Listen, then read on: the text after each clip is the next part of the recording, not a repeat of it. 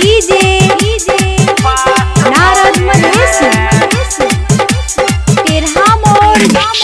गाँव शहर में सबके नजर में गाँव शहर में सबके नजर में खास भजे दे एगो खास भजे दे मसटारा के रोज रोज दे बड़ी टमाटरी कपास भजे दे मसटारा के रोज रोज दे बड़ी टमाटरी कपास भजे दे गाँव शहर में सबके नजर में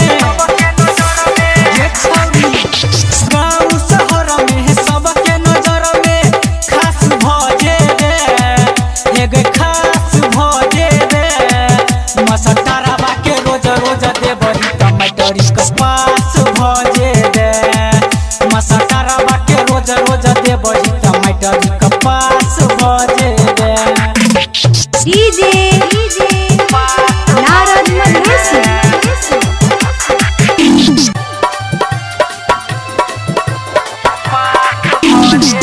तेरहा मोर जिला धनसा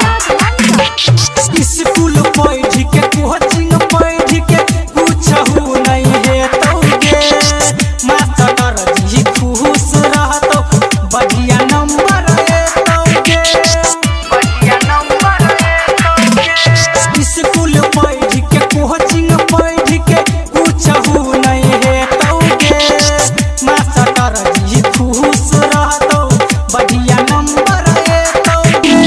मन में न बतिया है तो दूर बतिया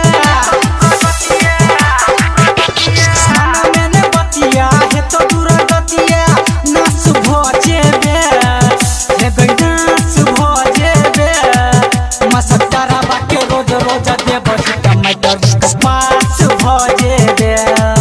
मसटारा के रोज रोज दे बड़ी टमाटर कपास भजे दे डीजे नारद महेश तेरहा मोर पढ़ले चाहे है कतबो छौरी मैथली ज्ञान गे मास्टर जी के जाबे ने देबई ताबे ने देतौ ध्यान गे ये छौरी पढ़ले चाहे है कतबो छौरी मैथली ज्ञान गे मास्टर जी के जाबे ने देबई ताबे ने देतौ ध्यान गे करले तू खरचा होई जतो चर्चा करले तू खरचा होई जतो चर्चा टपकला सुभजे दे टपकला सुभजे दे मसटारा के रोज रोज दे बड़ी टमाटरी कपास भजे दे मसटारा